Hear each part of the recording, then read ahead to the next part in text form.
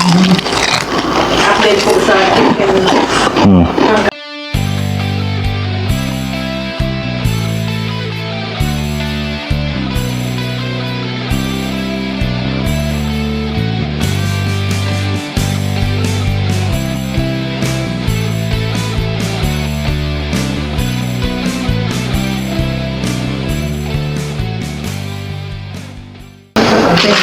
Ito na yung ating Jollibee. Maliit na yung manok. Lumiit na. Update po. Ayan. Pero malutong pa rin. Natin lasa. Update po sa chicken. Ang ganda. Spicy siya, spicy. No? Ito na po. Ayan.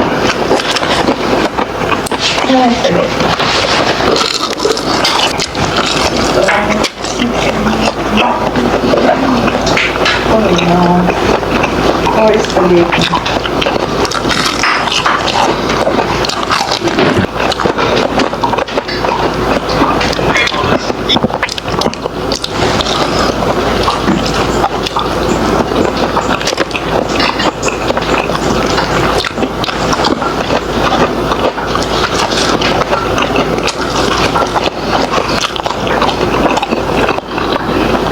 Sarap to the bones.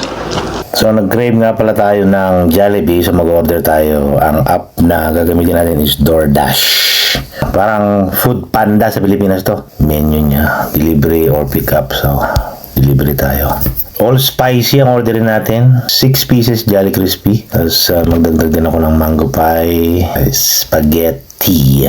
Dagdag din tayo ng pineapple juice. So, ang total natin is $45.58 at item natin. So, ito nga pala yung order natin. So, 6 Jolly Crispy Chicken, peach mango pie, side Jolly Spaghetti, tsaka pineapple juice. No? So, i-continue na natin. So, ang total natin is $60.56. Mayroon tayong delivery fee, tsaka syempre mayroon tax. Tapos, mayroon tayong standard express. Pag gusto nyo express, mayroong additional $2.99. So, doon na tayo sa standard. Alright.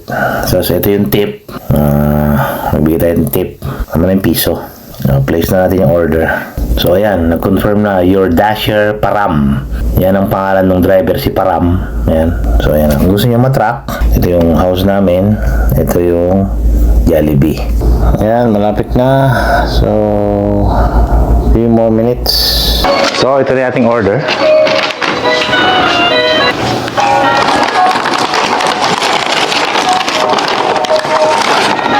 Peach mango pie,